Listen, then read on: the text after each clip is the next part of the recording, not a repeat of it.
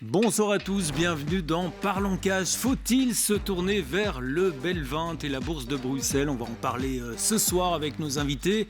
Avec vous, Tara Bando, bien sûr. Bonsoir Tara. Bonsoir. Avec Benoît Van Den Hove, patron de la bourse de Bruxelles. Bonsoir, merci d'être là. Bienvenue dans cette émission. Merci. Et à vos côtés, Michel Ernst, l'un des fondateurs du Belvinte. Bonsoir Michel. Bonsoir. Après de longues années en retrait, la bourse belge regorge certainement encore de belles pépites.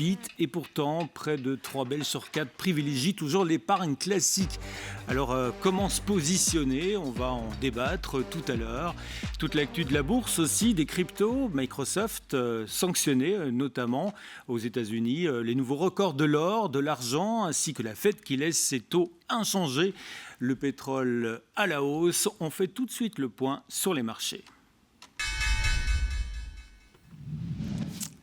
Et on commence donc par l'Europe, le point sur cette semaine agitée avec Frédéric Steinkuller de Waterloo Asset Management depuis Bruxelles. Les places boursières européennes ont évolué en ordre dispersé cette semaine, allant de plus 1% pour le Belvinte à moins 1% pour le CAC 40. Chaque bourse a bougé en fonction des mastodontes publiant leurs résultats. Et à ce niveau, la semaine a été assez riche avec notamment les publications de LVMH, ASML, SAP, Roche ou encore ING, quelques-unes des plus grosses capitalisations boursières européennes. Mais aussi côté américain avec quelques publications au niveau des Magnificent Seven qui ont également influencé les cours en Europe. Et c'est mardi que tout a réellement démarré avec la publication after close des chiffres de LVMH. Les chiffres publiés par la société après la clôture ont été globalement rassurants, bien que nuancés. Le groupe a annoncé un chiffre d'affaires trimestriel en légère croissance organique, supérieur aux attentes du marché, alors que nombre d'analystes anticipaient encore une contraction des ventes. Ces surprises positives est principalement attribuable à une amélioration progressive de la demande en Asie et particulièrement en Chine, un marché clé pour le secteur du luxe, surtout après plusieurs trimestres de faiblesse. Ce signal est important car il suggère que le point bas de la demande asiatique pourrait être en train d'être franchi. En revanche, la performance de la division mode et maroquinerie, le cœur de la rentabilité du groupe, s'est révélée beaucoup plus contrastée avec un léger recul des ventes en données comparables. Ce ralentissement confirme que la normalisation post-Covid du secteur du luxe se poursuit et que la croissance exceptionnelle observée les années précédentes n'est plus d'actualité. Mercredi, le secteur technologique européen s'est réveillé avec le sourire suite à la publication des résultats de ASML, l'un des géants européens de l'industrie des semi-conducteurs. Le groupe néerlandais des équipements pour semi-conducteurs a dévoilé des chiffres du 4e trimestre 2025 qui dépassent largement les attentes des analystes sur plusieurs points clés. Les commandes nettes se sont élevées à environ 13,2 milliards, bien au-dessus des estimations du consensus et surtout en forte progression, ce qui témoigne d'un renforcement solide de la demande, notamment lié aux investissements massifs dans la production de puces pour l'intelligence artificielle. Ce matin, c'est SAP qui a publié ses résultats du 4e trimestre, présentant des chiffres solides dans un contexte économique encore marqué par des incertitudes macroéconomiques. Le groupe a annoncé un chiffre d'affaires trimestriel de près de 10 milliards d'euros conforme aux attentes, ce qui reflète une demande toujours robuste pour ses solutions logicielles et ses services cloud, malgré un environnement moins dynamique. La semaine prochaine sera tout aussi riche en matière d'entreprise et de résultats d'entreprise, avec la deuxième plus grosse semaine pour les large caps européennes. Nous retiendrons entre autres les publications à venir de sociétés comme Novo Nordisk, UBS, GSK, Unilever, BNP ou BMW. Au niveau belge, nous aurons également la publication de WDP, Weerot Ave et Lotus Bakeries. Voilà pour l'Europe, on va maintenant se diriger vers New York, vers Wall Street pour toute l'analyse de cette semaine. Pas mal de nouvelles au niveau des techs notamment et de la Fed également. Wall Street a vécu une semaine en montagne russe, et oui, marquée par l'approche du premier grand rendez-vous de cette année pour la Fed et les premiers résultats d'entreprise. Les indices sont globalement terminés en petite hausse sur la semaine. Malgré des séances contrastées, le S&P 500 a même flirté avec un nouveau record historique. Il a brièvement dépassé les 7000 points ce mercredi, une première symbolique, avant de redescendre légèrement. Le Nasdaq Composite, porté par les valeurs de la tech et l'enthousiasme autour de l'IA, a surperformé avec un gain hebdomadaire d'environ 1,3%. Le Dow Jones a été plus hésitant et stable sur la semaine, plombé notamment par une chute brutale de près de 20% de United Health après ses résultats et malgré un rebond partiel sur certains grands noms industriels et de consommation. Côté événement majeur, la Fed, bien sûr, qui a maintenu ses taux inchangés mercredi, comme largement anticipé, tout en soulignant que l'économie restait sur des bases solides. Jérôme Powell a insisté sur un atterrissage en douceur possible, sans urgence à bouger les taux, donc les marchés ont réagi calmement avec une légère volatilité intrajournalière. Les résultats d'entreprise aussi ont commencé à tomber. Mélange de bonnes surprises dans la tech et de quelques déceptions majeures également dans la santé et sur certains secteurs cycliques. Les marchés ont pu examiner les résultats d'une première série du groupe des 7 magnifiques de la tech américaine, Tesla, Meta et Microsoft, publiés en milieu de semaine après la clôture de Wall Street dans un contexte de doute sur les dépenses colossales consacrées à l'intelligence artificielle. Meta s'est envolé de 8% après avoir revu à la hausse de 73% tout de même ses plans de dépenses d'investissement cette année afin d'avancer sur la superintelligence. La maison mère des réseaux sociaux Facebook et Instagram vise à proposer aux utilisateurs une intelligence artificielle hautement personnalisée. L'accueil réservé par contre à Microsoft est en revanche bien moins chaleureux.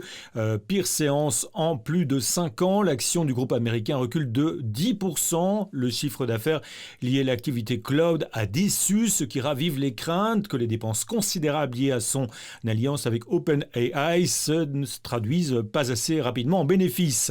Tesla qui va investir 2 milliards de dollars dans xAI, firme d'IA également détenue par son patron Elon Musk, et Tesla qui annonce l'extension de son service de robotaxi autonome à 7 villes américaines au premier semestre. Elle retire des employés à Austin, signe d'avancée logicielle, et la direction vise une production en série du robot humanoïde Optimus d'ici à la fin de l'année. En réaffectant l'usine modèle S et X, les actions ont monté après la clôture. L'amélioration du logiciel devrait soutenir les ventes de véhicules et des abonnements de conduite autonome. Les analystes relèvent la juste valeur 300-400 $ et jugent l'action proche d'un prix correct de plus ou moins 10%, mais préviennent d'une forte volatilité liée aux nouveaux produits. Bref, le bilan de la semaine, une poursuite prudente du rallye tiré par la tech, des sommets historiques mais avec une rotation sectorielle perceptible et toujours cette vigilance sur les taux, l'inflation et les incertitudes géopolitiques. La semaine prochaine sera marquée par de nouvelles publications d'entreprises comme Palantir, AMD, donc Alphabet, Uber, Qualcomm, Amazon et par les premiers indicateurs macroéconomiques de février susceptibles d'affiner les anticipations de marché comme les chiffres du chômage américain. Voilà, et on retrouvera Peter Tuchman dès l'émission prochaine. Retour à Bruxelles avec Charlotte de Montpellier depuis ING qui nous fait le débriefing pour les marchés des taux, devises et matières premières avec beaucoup d'informations également suite au statu quo de la Banque centrale américaine et puis l'or qui a franchi le seuil des 5 500 $ l'once, nouveau record. Semaine excessivement chargée sur les marchés financiers. On a d'abord eu, d'un point de vue macro, la réunion de la Fed, où finalement Jérôme Powell a été beaucoup moins négatif qu'avant sur l'activité économique américaine et sur le marché du travail. Ce qui laisse penser que les baisses de taux, si elles ont lieu, auront lieu beaucoup plus tard qu'anticipé. En tout cas, pour le moment, il n'y a pas de raison à ce que la Fed baisse les taux. Alors, c'est important parce que normalement, les perspectives en termes de baisse de taux ont une influence forte sur les devises. Cette semaine, c'est assez remarquable. On a vu que malgré cette pause prolongée au niveau de la Fed, eh bien, ça n'a pas conduit comme ça le conduit normalement à un renforcement du dollar. En fait, que du contraire, on a vu un dollar qui s'est très fortement affaibli cette semaine, qui a atteint un affaiblissement très rapide, aussi rapide que ce qu'on avait vu finalement pendant Liberation Day en avril 2025. Alors, qui dit affaiblissement du dollar dit évidemment renforcement de l'euro, et ça a un impact économique. Pourquoi? Parce que quand l'euro se renforce, ça veut dire que les biens qui sont achetés par la zone euro à l'étranger en dollars coûtent moins cher, et donc en fait ça pèse sur l'inflation en zone euro. Et donc finalement, ça met un peu la Banque centrale européenne dans une position délicate parce que la Banque centrale européenne va se trouver avec des perspectives d'inflation un peu plus faibles compte tenu de cette appréciation de l'euro, et aussi ça pèse sur notre capacité à exporter. Donc ça veut dire quoi? Ça veut dire que la BCE, la réunion de la BCE de la semaine prochaine, qui devait être sans grande nouvelle, va finalement être très suivie pour voir comment la BCE va interpréter et réagir à cette évolution de l'euro par rapport au dollar, et si éventuellement, des baisses de taux pourraient de nouveau avoir lieu. À ce stade, c'était clairement pas le scénario privilégié, mais si l'euro devait se renforcer, la porte des baisses de taux pourrait se réouvrir en zone euro dans les prochains mois. À côté de ça, on a vu des évolutions absolument massives sur les matières premières. D'abord, au niveau du pétrole, les risques d'escalade en Iran, avec certains messages de Donald Trump qui laissent penser que ça pourrait arriver, conduisent le pétrole à augmenter. Le pétrole a dépassé $70 le baril, ce qui est son plus haut depuis septembre. Et ça, évidemment, ce sont ces menaces en Iran qui conduisent à ça. Pourquoi? Parce que l'Iran est un producteur de pétrole, mais surtout, le risque majeur, c'est le détroit d'Ormuz. S'il devait être perturbé, les flux du pétrole qui passent par là, ça aurait un impact très négatif sur le marché, moins de pétrole disponible et donc hausse des prix. C'est probablement un effet temporaire tant qu'on a cette menace en Iran. Si la menace devait devenir réelle, eh bien les prix du pétrole pourraient être durablement plus élevés, mais on n'en est pas là pour l'instant. À côté de ça, dans les autres matières premières, on a évidemment l'évolution de l'or qui a été absolument remarquable cette semaine, avec de nouveau une très forte hausse. Finalement, c'est un peu en miroir à ce qui se passe au niveau du dollar. Donc, les investisseurs veulent se diversifier, s'éloigner un peu du dollar et se dirigent de plus en plus vers l'or.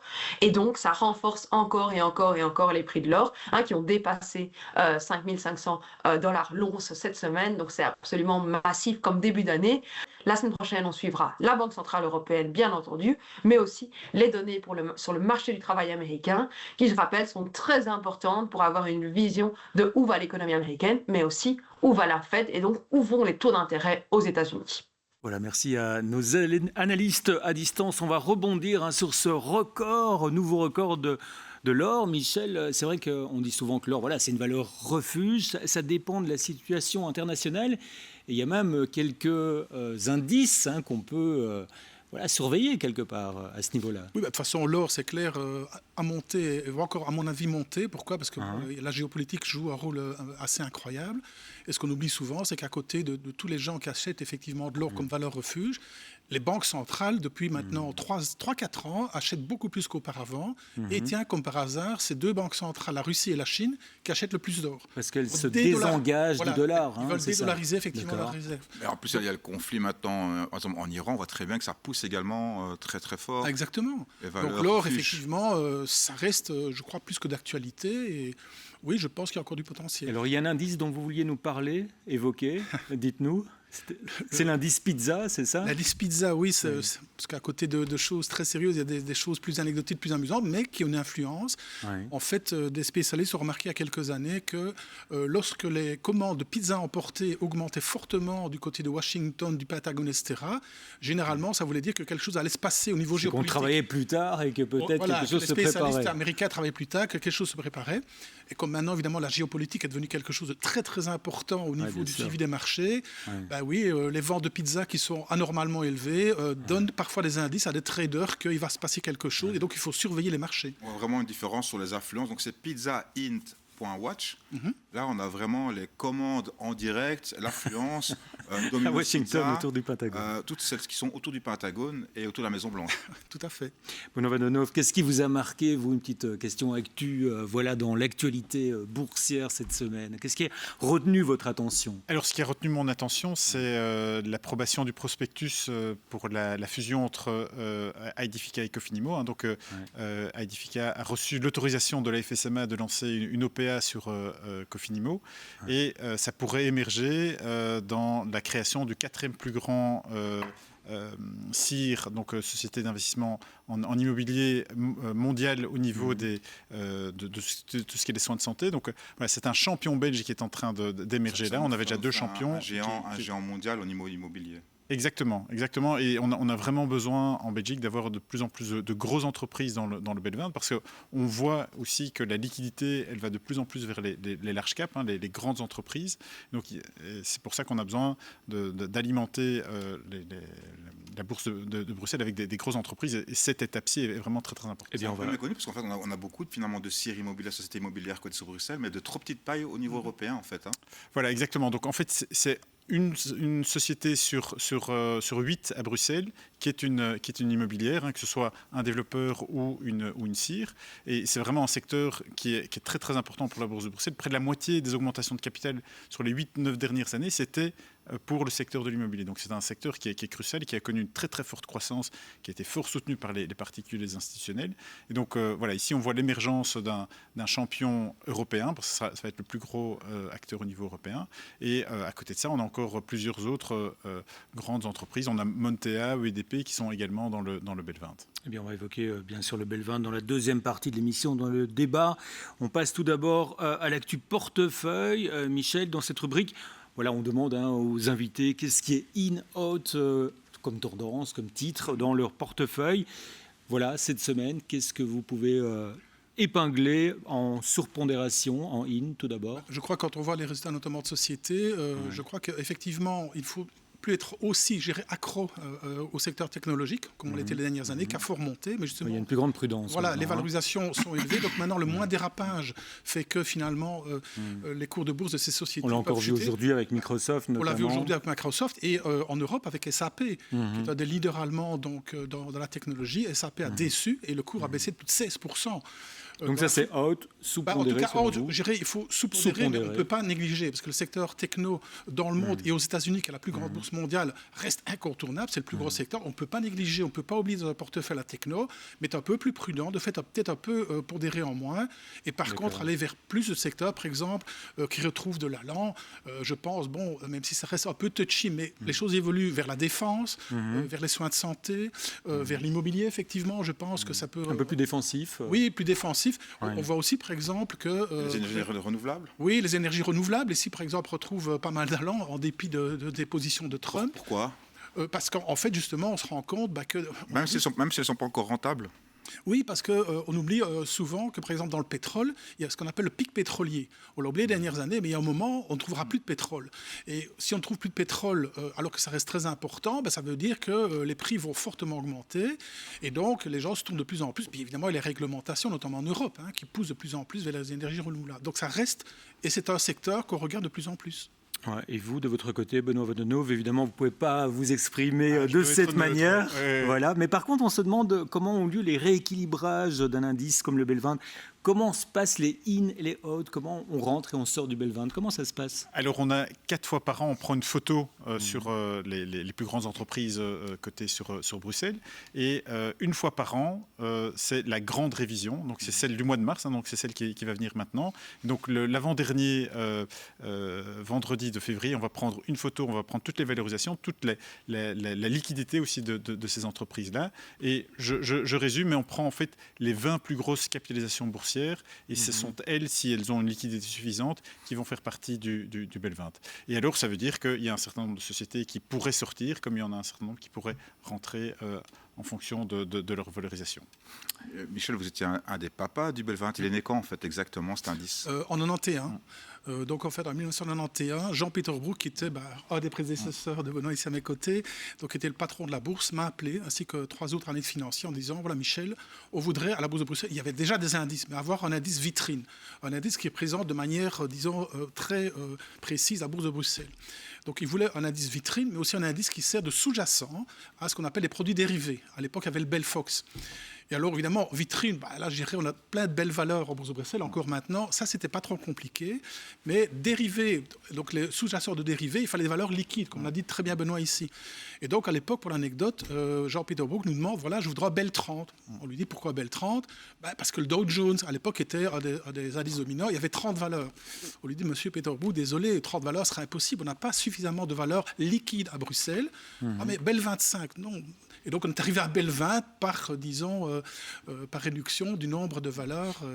L'indice a fort changé, surtout en 10 ans, Benoît Vandenove. Oui, alors je voulais peut-être juste rebondir sur ce que disait Michel.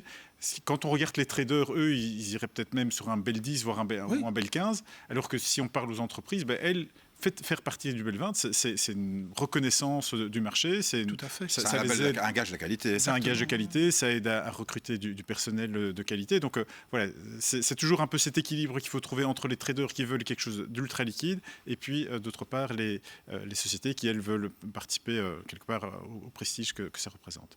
Avant de reparler du Bel 20 en profondeur, on va retourner aux États-Unis, Tara, et vous nous parlez du Super Bowl, le 60e Super Bowl qui aura lieu début février. Alors, c'est évidemment un événement sportif, mais aussi médiatique, publicitaire, et qui reflète quelque part la bonne santé de l'économie américaine aussi et des entreprises. Oui, alors 4 chiffres clés. D'abord, l'an dernier, 128 millions de téléspectateurs. Donc c'est le même niveau qu'on attend cette année-ci, en 2026, pour cette finale, entre autres avec les Patriots, équipe qu'on connaît très très bien. Alors le spot publicitaire est à 8 millions de dollars les 30 secondes. Ouais, quand même. Et non, c'est assez intéressant. 800 millions de dollars de recettes publicitaires. Ouais. C'est souvent le moment de lancer des nouveaux spots aussi. Exactement. Donc, ouais. Et en fait, attention, le coût d'un spot est évalué entre 15 et 50 millions de dollars pour l'entreprise. Mais surtout, ce qu'on a remarqué, c'est une formidable vitrine. On voit ici l'évolution du coût des spots publicitaires pour les 30 secondes à l'écran. Donc ça a quand même bien grimpé. C'est un des spectacles sportifs les plus rentables. D'ailleurs, la FIFA aimerait bien que la Champions League, en tout cas l'UEFA aimerait que la Champions League se calque sur ce modèle-là de la NFL. Ce qui est intéressant au niveau boursier et investisseur, certains traders ont remarqué que les entreprises qui avaient les spots publicitaires majeurs sur le Super Bowl surperformaient le SP 500 d'au moins 1 ou 2%, un petit peu avant et certainement après l'événement. C'est une des plus belles vitrines télévisuelles pour un annonceur. À suivre donc début février. On va marquer une petite pause dans cette émission. Et puis on parle de vous, investisseurs en Belgique. Êtes-vous trop peu nombreux quelque part à investir en bourse? Peut-être trop d'argent qui reste encore sur les comptes épargne. On va en parler juste après ceci.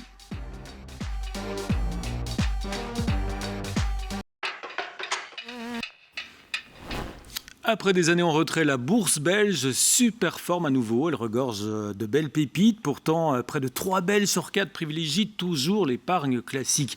Compte d'épargne, liquidité, compte à terme. Derrière cette prudence apparente se cache certainement une réalité bien plus contrastée qui reflète des fortes inégalités de capacité d'épargne et d'investissement selon l'âge, le niveau d'éducation, de confort financier. Dès lors, plusieurs questions se posent ce soir. L'investissement reste-t-il un privilège réservé aux plus aisés? Les Belges sont-ils trop prudents face aux placements financiers? Ou encore, manque-t-on d'éducation financière ou de confiance face au marché? On va bien sûr en parler, en débattre largement avec nos invités. Mais tout d'abord, Tara, vous avez quelques chiffres à nous exposer. Oui, alors tout d'abord, quand on regarde le nombre d'investisseurs sur les marchés boursiers en général, dans les différents pays du monde, on voit que nous, les Belges, on est vraiment loin derrière. Seulement 5% des Belges investissent dans des actions. Alors, nos voisins font quand même beaucoup mieux. La France, 15%, l'Allemagne, 14%, les Pays-Bas, 14%. On le voit sur le graphique, je les ai pointés. Et quand on voit dans le top 4, top 3, top 4, il n'y a rien à voir. C'est les pays anglo-saxons, États-Unis, 55%. Canada 49%, Australie 37%, puis encore la Grande-Bretagne qui termine le peloton de tête. On voit qu'il y a vraiment une très grosse et une énorme différence entre les anglo-saxons particuliers et le reste du monde. Et je dirais même les pays qu'on dirait émergents, comme la Russie par exemple, les gens investissent plus que nous dans les actions. Ouais, on a une explication, on va en parler évidemment. Mais en fait, les Belges sont souvent avec le compte d'épargne qui reste dans leur tête. Il n'y a rien à faire dans l'intellect et un réflexe d'épargne sûr, alors qu'ils ne couvrent plus du tout l'inflation depuis déjà pas mal d'années. Et donc, c'est vraiment, quand on regarde les coûts et les faibles rendements, eh bien, c'est vraiment pas du tout intéressant. Et malgré tout, il y a encore certains clichés, comme quoi la bourse, c'est un jeu, c'est un peu le casino, alors que c'est pas du tout le cas. Alors, il y a certains organismes qui essayent d'éduquer les investisseurs. Néanmoins, quand on regarde, par exemple, une dernière étude que j'avais prise de chez Belfius, en regardant les comportements des investisseurs sur la plateforme Rebelle, on voit qu'il y a quand même des biais comportementaux assez différents entre les francophones et les néerlandophones. Et évidemment, on appelle ça la familiarité. Les francophones ont plus tendance à aller vers les actions qu'ils connaissent et dont ils entendent parler en français, évidemment. Évidemment, on a plus de LVMH chez les francophones que chez les flamands. Logique, plus de ASML chez les flamands que chez les francophones. Par contre, on reconnaît sur les portefeuilles, les deux qu'on voit à l'écran, des valeurs qui restent tous dans les deux, surtout dans les actions favorites belges qui sont affichées à l'écran, AB InBev ou AGA, qui figurent quasiment dans presque tous les portefeuilles, parce que ce sont des entreprises solides, mais on voit que c'est révélateur. Alors c'est la même chose dans tous les pays. En fait, simplement, on a l'impression que c'est des entreprises qu'on connaît, même si on n'étudie pas le rapport financier d'entreprise, c'est des images avec une image assez forte et solide au niveau financier. Bruno Vodunov, quand on entend finalement ces études, ces chiffres, seuls 5% des Belges qui investissent en bourse, on se dit que voilà, il y a encore beaucoup de chemin à parcourir finalement. C'est sûr qu'il y a encore beaucoup à faire, surtout sur, je pense, l'éducation financière, sur la prise de conscience de ce que c'est le risque. Je pense que trop souvent encore en Belgique, il y a différents types de risques surtout. Il y a différents types de risques et puis on peut investir en actions dans un portefeuille diversifié sur du long terme. Et je pense que trop souvent on se dit on met tous ses œufs dans le même panier et s'il y a un problème, tous les œufs sont cassés. Alors qu'en fait l'investissement en actions sur du long terme avec un portefeuille qui est diversifié, c'est le meilleur rendement qu'on puisse avoir par rapport à tout autre type d'actifs. Je voulais rebondir aussi sur ce que vous disiez par rapport au fait d'investir dans ce qu'on connaît. On a fêté il y a 2 ans les 150 ans de la Bourse de Bruxelles, enfin en tout cas du bâtiment. Et ils avaient organisé une petite conférence avec une université allemande et il parlait de carnets d'investisseurs allemands qui, tous les soirs, donc il y a 150 ans, faisaient le tour des entreprises dans lesquelles ils étaient investis. Et quand ils voyaient qu'à 8 heures du soir, la lumière était éteinte, ils sortaient de leur investissement parce qu'ils considéraient que l'entreprise ne travaillait pas assez. Donc ce biais local, c'est quelque chose qui est vraiment profondément ancré dans la nature d'un investisseur. Ouais, Michel Ernst, finalement, on parle énormément ces dernières années, ces derniers mois, de la bourse américaine, des techs. Alors, on n'a pas de tech en Belgique, mais on a quand même de belles histoires familiales, des grandes entreprises. On pense Solvay, AB InBev, qui sont quand même des poids lourds. Lotus Bakeries aussi, les spéculoos qui a très bien performé avant un moment. Souvent, on parle beaucoup pour l'instant en termes de géopolitique, on dit qu'il n'y a pas une Europe, c'est vrai, mais il n'y a pas une Europe non plus en termes d'indice boursier. Aucun indice boursier européen ne se ressemble. La France, par exemple, c'est surtout les valeurs de luxe, LVMH, Hermès, L'Oréal, etc. Aux Pays-Bas, c'est celle peut-être qui se rapproche le plus des États-Unis, c'est surtout des technos. Chez nous, je dirais, on a un indice qui est dominé maintenant, surtout par des financières, des santé et également des immobilières. Alors, il y a juste une seule valeur qui représente 1%, donc c'est clair qu'on est très très loin de la techno et des valeurs techno américaines. Mais ce qu'on oublie souvent, c'est qu'en bourse, il y a des cycles. Ce qui est has-been un moment peut devenir un winner et inversement. On a vu les dernières années, effectivement, la techno a très très bien performé. Maintenant, on commence à se poser des questions. On l'a vu avec Microsoft qui a déçu, SAP qui a déçu. Et inversement, maintenant, il y a des secteurs qui redeviennent plus in. Et donc, je crois que c'est pour ça que la Bourse de Bruxelles redevient peut-être intéressante, avec effectivement des belles valeurs. On voit depuis le début de l'année, par exemple, des valeurs comme Lotus, les biscuits, les pâtes à tartiner qui performent très bien. Connu à l'international, évidemment. D'Eaterun qui performe très bien. Donc, il y a le Belron, donc son joyau de la couronne, avec Carglass, etc. Donc, voilà, je crois qu'il ne faut pas négliger, effectivement, la Bourse de Bruxelles. Et surtout, comme le disait très bien Benoît, je crois que le b.a.-ba de tout investisseur, c'est de diversifier ses investissements. Il ne faut jamais être uniquement dans un tel secteur ou dans une seule société. Bruno Vodunov, est-ce qu'on est plus un indice de dividendes finalement, plus défensif quelque part, dans un portefeuille diversifié ? Alors, c'est vrai qu'on a un certain nombre de sociétés à dividendes. Je pense notamment les immobilières. Les immobilières, il y a les financières qui payent le beau dividende. Mais quand on regarde, il y a quand même quelques très belles valeurs de croissance. Pensons à Ergenix, c'est une société qui n'existait pas il y a 11 ans, qui vaut maintenant 45 milliards d'euros de market cap. Mais Lexis, alors qui est peut-être certes un peu plus petit, mais voilà, ici, le Belvinte a été porté par aussi un UCB qui a développé des nouveaux médicaments. La biotech comparé aux Pays-Bas, par exemple, où ils sont plus techno.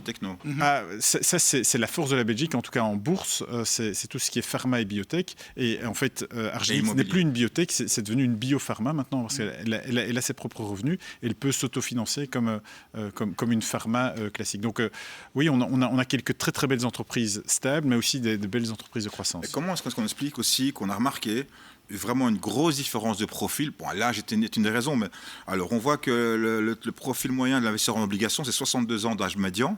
En action, 52 ans, en action individuelle. Et puis par contre, en ETF, tous les moins de 40 ans, ils foncent vers ces produits paniers, un tracker, un ETF qui représente un indice qui est beaucoup plus simple. Je crois, comme l'a dit Benoît tout à l'heure, et c'est clair, on en a souvent parlé, toutes les études ont montré, et montrent encore, on en sort régulièrement, qu'à terme, les actions sont de loin le meilleur investissement possible. C'est là qu'il y a le meilleur rendement. Mais il y a aussi beaucoup de volatilité. Donc, c'est clair que quand on prend de l'âge, je pense que tout doucement, il faut penser à ce que je dirais atterrir, c'est-à-dire être un peu plus défensif, parce que si, par exemple, comme on l'a vu en 2008, il y a un gros crash, il faut plusieurs années pour se refaire, pour que le portefeuille revienne à ces niveaux et redépasse les niveaux antérieurs. C'est quand même bizarre que les actions, justement, l'âge médian est de 52 ans, alors que les ETF qui sont moins volatils que les actions, c'est moins de 41 ans. Oui, mais les ETF, il y a aussi un côté, je dirais, mode. Coût qui joue. Les ETF ont aussi été fortement développés quand il y a eu la crise Covid, notamment chez les jeunes. C'est rassurant et facile à traiter. Et je pense qu'il y a un autre aspect, l'ETF, on peut investir tous les mois un petit montant. En fait, on investit comme on épargnait avant. Et donc, on a tous les mois, on va aller mettre un petit montant de côté. Et on voit un certain nombre d'influenceurs financiers qui promeuvent énormément l'investissement dans des ETF. Parce que les investissements programmés, les plans d'investissement programmés. Exactement. Ça permet de lisser le risque aussi quelque part. Exactement. Sur le ton. Avec 50 ou 100 euros, on investit dans des tas de valeurs, alors que si on veut investir 25 ou 100 euros dans une action, c'est déjà beaucoup plus compliqué. Et l'action, c'est encore plus cher. Voilà, exactement. Maintenant, il y a beaucoup de pression sur les trading fees et sur tout ce qui est le courtage. Donc ça, c'est aussi en train d'évoluer beaucoup actuellement. Est-ce que, Michel, il y a quand même une concentration autour de quelques grandes valeurs dans le BEL 20 ? Est-ce que là, c'est un risque, une opportunité ? Comment il faut le voir ? J'irais un risque, oui, mais qui est maîtrisé. Parce que j'irais à l'époque, quand j'ai créé le BEL 20 avec donc trois confrères, on avait déjà instauré une limite, un plafond, c'est-à-dire qu'une valeur ne peut pas dépasser un certain niveau. Parce qu'évidemment, si ça avait été le cas, je crois qu'à BNBF, par exemple, à un moment, dépasser 20-25% de l'indice, c'était trop. Donc, je dirais, il y a un plafond pour chaque valeur qui entre dans l'indice. Donc, ça oblige comme ça à diversifier le risque. Mais bon, c'est vrai, comme je disais, ça dépend aussi de ce qu'il y a sur le marché.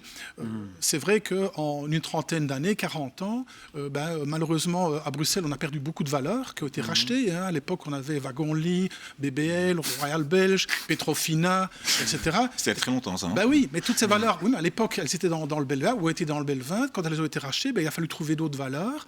Et donc, la bourse de Bruxelles, il y a comme une certaine attrition au niveau de valeurs. C'est pas un peu un handicap, Benoît, d'avoir dans un indice comme ça des différences de taille majeures avec, je crois, les 8 premières valeurs qui prennent quasiment 80% de l'indice. Ouais, mais c'est quelque chose qui a évolué favorablement, je dirais même, parce que en fait, on avait au départ AB InBev qui était le tout gros poids lourd du BEL 20, puis suivi de KBC, et puis tout le reste, c'est des valeurs moyennes, voire petites, enfin, relativement évidemment.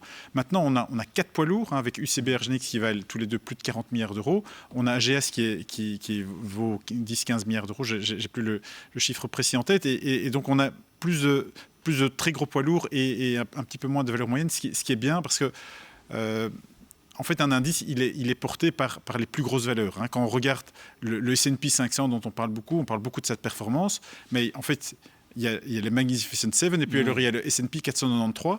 Si on regarde la performance du S&P 493, en fait, le BEL 20, il surperforme largement ce S&P 493. Ce sont ces Magnificent Seven qui, depuis un certain nombre d'années, ont performé très, très fortement. Michel, pour conclure, donc l'investisseur ne doit pas évidemment se détourner de la bourse de Bruxelles, de l'Europe en général, mais quels conseils on peut lui donner ?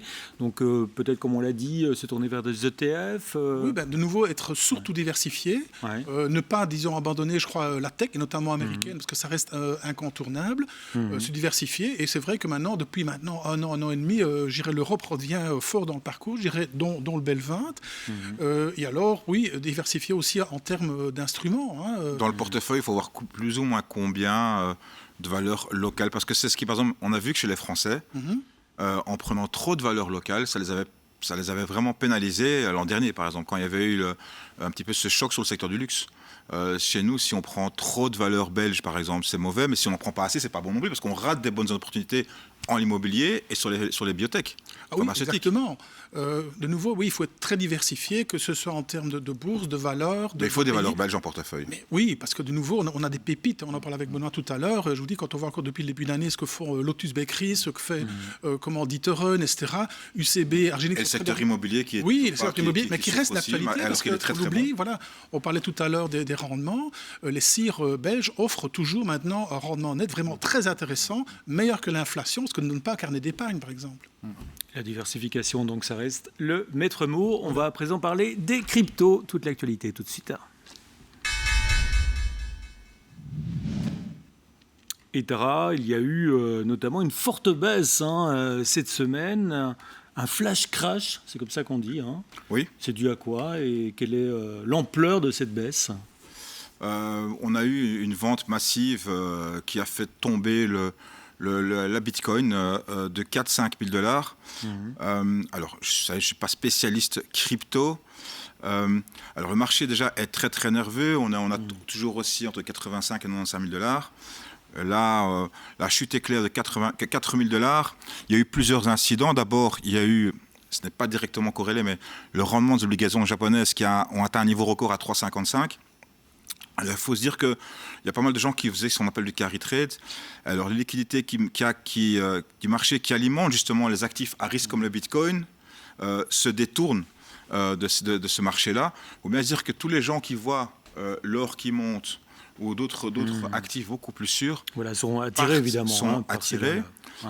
Puis il y a aussi un petit peu l'annonce de Donald Trump de mettre des droits de douane de 10% sur les 8 pays européens qui étaient contre lui, entre guillemets, sur l'histoire de la saga du Groenland. Donc on voit qu'en fait, il y a des effets indirects sur la crypto, parce qu'à un moment, on a toujours appelé ça le Bitcoin, l'or numérique, et on voit que pas du tout. Ça reste assez volatile et très dangereux. Alors, au niveau du marché, techniquement, sur les marchés, est-ce qu'il y a une crypto qui se détache cette semaine ? Oui, alors je voudrais savoir, d'abord aussi revenir sur une chose, c'est quand on parle de crypto, il faut toujours faire attention à ce que la Fed fait, et elle a maintenu ses taux. Puisque c'est évidemment un investissement à risque. Oui, alors de niveau en laissant ses taux inchangés, donc pas de baisse attendue avant plusieurs mois, ce qui renforce évidemment la pression du risk-off, donc c'est-à-dire qu'on préfère laisser sur quelque chose qui est sûr. L'or d'ailleurs est monté jusqu'à 5500, l'argent quasiment 118 $ l'once, et donc on voit que ça a subi des rotations et qu'on préfère aller vers des vraies valeurs refuge. Dernière chose aussi, la Maison Blanche continue à organiser des réunions avec les banques, les acteurs crypto comme Coinbase pour débloquer une législation crypto majeure. Et on voit d'ailleurs aussi parallèlement les entreprises de la famille de Donald Trump qui continuent d'empiler les projets crypto. Attention, soyez très prudents, ça reste des mêmes coins donc qui ont la valeur, je dirais, d'un pins. Et donc, ça renforce le narratif USA Crypto Capital malgré la volatilité actuelle. Oui, alors au niveau des cryptos, il y en a une qui se détache. Il y a un token qui se détache. Oui, le HYPE ou le HIP qui explose 60% ces derniers jours. En fait, tout simplement, rappelez-vous qu'il y a eu une chute de plus de 65% depuis son ATH, son all-time high, son record historique. Alors il y avait une énorme pression vendeuse mensuelle. En réalité, les tokens débloqués ne seront ni distribués ni vendus sur le marché ouvert. Et donc, en fait, la vente réelle était très faible. Grosso modo, on revient au niveau normal. C'est un acteur majeur de la DeFi, la finance décentralisée.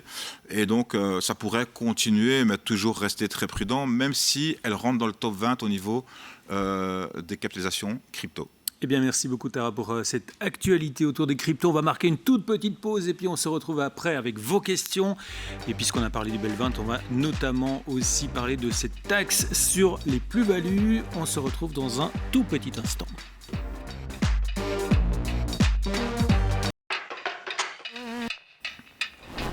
Et nous sommes de retour avec vos questions à nos spécialistes dans Parlons Cash, bien sûr. Vous pouvez les envoyer sur notre mail parlonscash@email.com. Une question pour vous, Benoît Van den Hove, de Johan de Anguien, qui vous demande pourquoi la taxe sur les plus-values pousse les investisseurs à troquer leurs actions pour des fonds. Est-ce une bonne idée peut-être? Alors effectivement, il y a une étude qui est sortie dans les médias cette semaine, comme quoi un certain nombre d'investisseurs vendent leurs actions individuelles pour investir dans des fonds, dans des ETF. Et je pense que cette taxe s'annonce comme quelque chose d'administrativement très très compliqué. Donc c'est plus simple de mettre un gros montant dans une seule ligne que plein de petits montants dans plein de lignes, parce qu'il y a beaucoup plus à suivre. En plus, dans un fonds, il y a une globalisation de la performance. Donc si vous avez des moins-values, elles imputent les plus-values. Donc vous globalisez la totalité. Mais moi, ce qui m'inquiète dans ce mouvement-là, c'est que, je l'ai déjà dit, on voit de plus en plus de liquidités qui va vers les super large cap. Et en fait, en investissant dans des fonds, dans des ETF, on investit indirectement dans des super large cap, dans des large cap. Et en fait, on se détourne des PME belges, on l'a dit. C'est toujours le cas? C'est toujours le cas? Alors, on peut choisir parce quand même oui, ces fonds, mais ces ETF. la réalité, c'est que les fonds ont des exigences de liquidité minimale pour des investissements. Il y a beaucoup de PME qui sont cotées, dont la liquidité dépend principalement des actionnaires particuliers. Les valeurs familiales, les small, les mid-cap vont en souffrir. Je pense que ça va se passer, oui. Pourtant, il y a encore des belles pépites qui sont dévalorisées, avec une décote de 40-50% sur la fair value. Exactement, mais quand on voit que 40 à 50% de la liquidité quotidienne pour ces PME viennent des particuliers, si eux se détournent et investissent moins, qu'est-ce qui va se passer? Moins de liquidité, une moins bonne valorisation, et du coup un coût de financement qui est plus élevé. On oublie deux choses, et ça, les gens ne comprennent pas. Première chose, la Belgique est un des rares pays en Europe à ne pas avoir de taxe sur les plus-values, sur les actions. Deuxième chose, elle n'a pas encore été votée, cette loi. Elle n'a pas encore été votée, donc il est toujours possible qu'elle est en vigueur alors qu'elle n'a pas encore été votée par la Chambre. Et oui, alors ça, c'est des discussions qui sont en cours. Comment ça se passe? Bienvenue au Elle est Belgique. déjà d'application, donc. Alors, c'est ce que demande le gouvernement, si ce serait normalement écrit dans la loi, s'il est voté tel quel. Mais il est toujours possible encore de regarder ce qui se fait à l'étranger. Par exemple, en France, les PME sont immunisées de la taxation sur les plus-values. Donc ça, ce sont des éléments qui sont intéressants dont on pourrait s'inspirer en Belgique. Et cette taxe, on peut rappeler, donc c'est au-delà de 10 000 euros de gains, c'est ça? Exactement. Par an. Ouais. Par an, oui. Par personne. Ouais, et on paye c'est une taxe 10%. de 10%. De 10%, ouais. Qui n'existait C'est 10% maintenant. On a vu ce qui s'est passé avec la taxe sur les comptes titres. On a doublé le montant. Donc ici, le risque, c'est qu'une fois que l'infrastructure pour taxer est en place, c'est qu'on augmente au fur et à mesure. Une taxe, elle ne fait que grandir. Effectivement. Elle ne diminue jamais. Effectivement. Et pour la déclaration, c'est l'investisseur ou c'est la banque qui doit les invités dans le choix, je pense, dans leur banque, le opt-in ou opt-out. Oui, alors si c'est la banque qui le fait, que vous êtes multibancarisé, alors peut-être que la banque va retenir partout, alors que vous pourriez bénéficier d'exemptions. Donc ça s'annonce quand même très très compliqué pour des investisseurs. Eh bien, merci beaucoup Benoît. On va passer tout de suite au chiffre du jour. Et c'est un chiffre pour vous ce soir, Michel Ernst, 261 trillions, c'est-à-dire 261 000 milliards de dollars. Cela correspond à quoi? En fait, ça correspond à une étude d'une grande banque américaine qui est sortie récemment, qui en fait a évalué la valeur de l'ensemble des actifs financiers détenus dans le monde. Alors, qu'est-ce qu'on entend par actifs financiers? Évidemment, il faut exclure les collections, par exemple les voitures, les grands vins, les œuvres d'art, etc., parce qu'on ne sait pas où elles sont, combien on peut les valoriser. On exclut évidemment l'immobilier physique. Mais alors, dans ces 261 trillions ou 261 000 milliards de dollars, il y a des actions, des obligations, du private equity, de l'or et les cryptos. On va voir un graphique où tout est bien divisé. On voit que les actions sont quand même assez importantes. Les actions restent très très importantes et je dirais quelque part ça conforte l'idée qu'à terme, comme on l'a dit tout à l'heure, c'est très bien d'investir dans les actions, c'est le meilleur rendement, il n'y a pas photo. Donc les actions représentent à peu près 50% de ces 261 trillions. Derrière, on trouve évidemment les obligations et puis alors on trouve l'or, 5-6%. Les cryptos dont on parle beaucoup ne représentent que 1% de ces c'est pas beaucoup. C'est très, vraiment négligeable. Oui. C'est très très peu, donc ça veut dire que les gens restent majoritairement encore sur des actifs classiques. Et je dirais même, si on regarde les actions, donc la moitié de ces investissements financiers mondiaux, les actions, c'est essentiellement évidemment des actions américaines, technologiques. C'est ça, c'est situé plutôt aux États-Unis. Oui, surtout aux États-Unis. Ouais. Et alors, sur les obligations, qui est le deuxième poste le plus important, on a surtout les obligations d'État.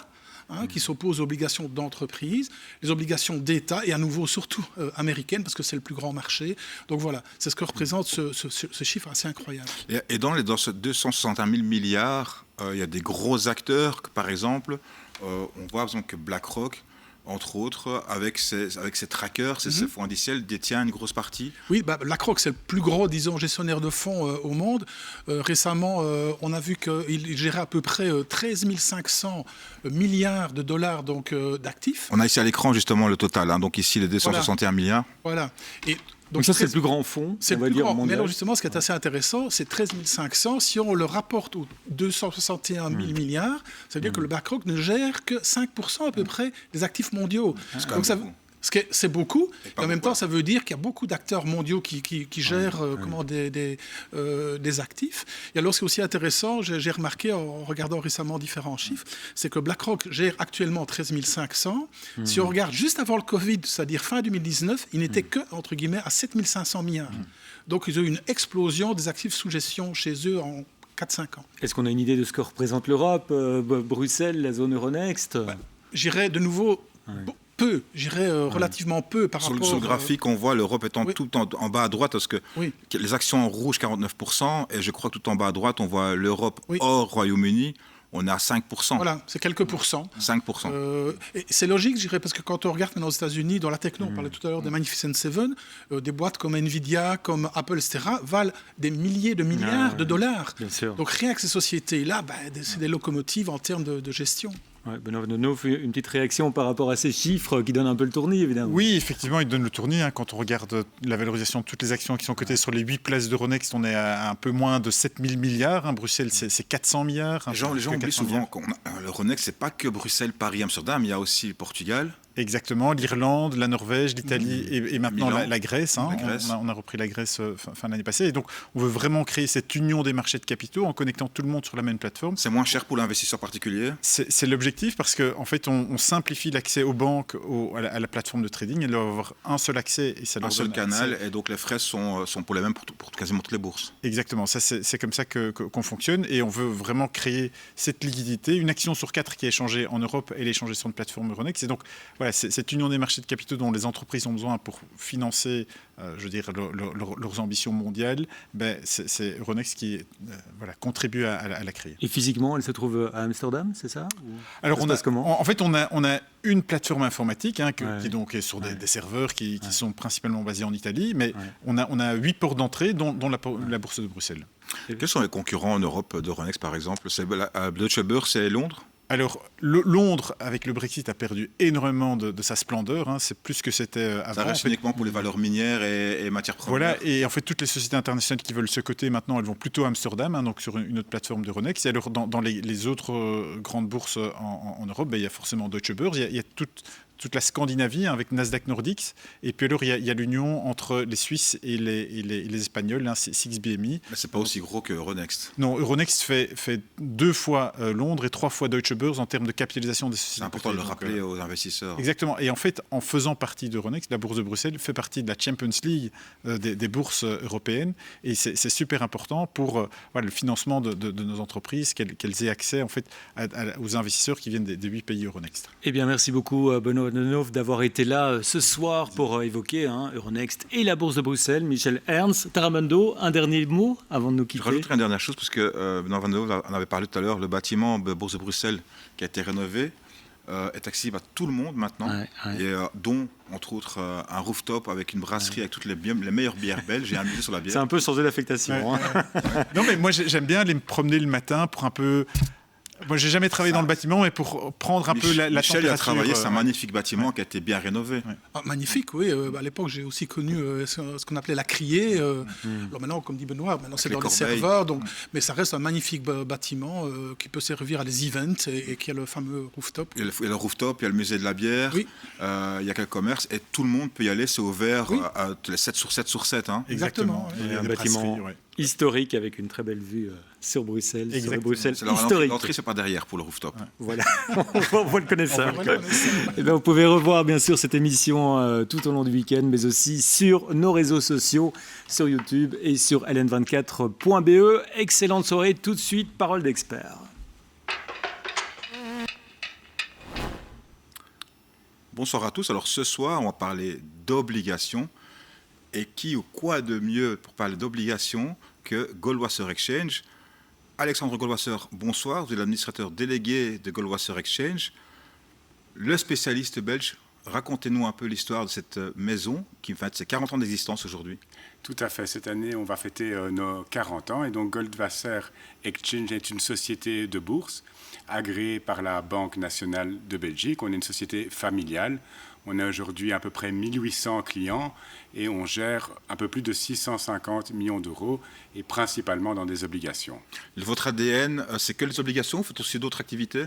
Alors on fait d'autres activités. On a des clients qui nous utilisent pour acheter des fonds, des trackers, des actions. Mais c'est vrai qu'on est surtout connu comme spécialiste du marché obligataire. Alors moi je me rappelle il y a très longtemps à l'époque, il y avait un site internet que tout le monde visitait. Oblis.be, qui est devenu maintenant goldwasserexchange.be. Ça existe toujours. Et comment fonctionne cet outil? Alors c'est un outil que de nombreuses personnes utilisent en Belgique et on a mis à disposition des épargnants belges une liste très très complète avec plus de 1600 obligations et les personnes qui se rendent sur ce site, nos clients, peuvent faire des tris, rechercher des obligations en euros, en dollars et dans toute autre devise, dans tout type de secteur. Ce genre de produit-là n'existe pas dans le monde bancaire belge, c'est une exception? Alors, il est possible d'acheter dans des banques des obligations, mais c'est parfois de ce qu'on entend, le parcours du combattant. Nous, on a mis des outils pour que ce soit facile pour les gens d'investir dans ce marché obligataire. On le voit maintenant justement en ligne, on est en train de voir une petite vidéo explicative. On voit qu'on peut sélectionner en fonction de la devise, la durée, la maturité, les coupons, le risque. Tout ça, c'est intéressant quand même. Tout à fait. Dans le contexte actuel. C'est très intéressant, surtout que les obligations aujourd'hui offrent des rendements intéressants. Les taux d'intérêt depuis 2-3 ans sont remontés et de nombreux investisseurs reviennent vers ce marché obligataire. Et donc, on essaie de mettre les meilleurs outils pour que ce soit facile pour les gens. Je me tourne maintenant vers vous, Laura Bretarts. Vous êtes gestionnaire de portefeuille. Alors maintenant, on a montré, il y a un nouvel outil, l'onglet Welcome Bonds. C'est quoi en fait? Quel est cet outil et à quoi sert-il? Bonsoir Tara. Donc tout d'abord, les Welcome Bonds, c'est venu d'une idée simple, le constat que les épargnants en fait, sont déçus des rendements qu'ils ont sur les comptes à terme. Et nous, chez Goldwasser Exchange, on a trouvé des obligations spécifiques qui rapportent plus de sécurité et aussi plus de rendement que ces comptes à terme. Donc ces Welcome Bonds, ce sont des bons d'État européens ultra sécurisés, donc par exemple l'Allemagne, l'Autriche. Et donc la spécificité de ces bons d'État, ce sont des coupons zéro. Donc il n'y a pas d'intérêt alors? Tout à fait. Donc il y a du rendement, mais pas d'intérêt durant la durée de vie. Au lieu d'avoir un coupon annuel ou trimestriel, c'est à la fin, à l'échéance de l'obligation, qu'on va toucher son intérêt? Exactement. Donc, c'est-à-dire que pour un exemple chiffré, vous investissez 9 500 euros et d'ici 2 ans, vous touchez par exemple 10 000 euros. Donc, cette différence, ces 500 euros, c'est votre gain. C'est assez simple et c'est un bon produit pour commencer dans le monde assez vaste de l'obligataire. Et quelle est justement la spécificité ou l'avantage de ces Welcome Bonds? Mais comme vous le disiez, ce sont des obligations à zéro intérêt pendant la durée de vie.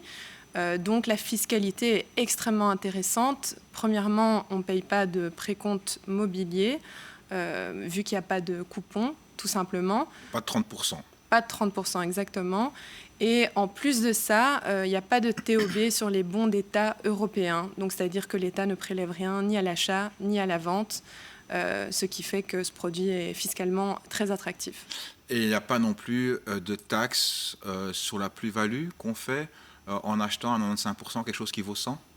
C'est une très bonne question. Je me disais bien que vous alliez venir sur ce sujet. En fait, c'est-à-dire que pour le moment, il n'y a pas cette taxe de 10%. Et même si elle devait venir, c'est-à-dire que c'est toujours 3 fois mieux qu'un précompte de 30%. Donc ça reste une stratégie intéressante d'investir dans ces Welcome Bonds. Dernière chose pour conclure, comment on devient un client chez vous, chez Goldwasser Exchange? Alors c'est extrêmement simple de devenir client. On peut ouvrir son compte en quelques minutes en ligne. Si on a l'application It's Me, on peut tout de suite valider sa demande d'ouverture de compte. On peut ensuite effectuer un virement instantané et en quelques minutes, on peut rentrer dans le marché obligataire et faire ses premières opérations. Après avoir rempli le profil d'investisseur. Après avoir rempli le profil d'investisseur, mais en quelques minutes, ça peut être fait sur notre site. Et on a accès à au moins quasiment près de 2500 obligations, c'est ça? Tout à fait, et également aux actions, aux fonds et aux trackers. Merci beaucoup, Alexandre Vasseur. Merci beaucoup, Laura Brotart. Merci. À très bientôt, au revoir. Merci.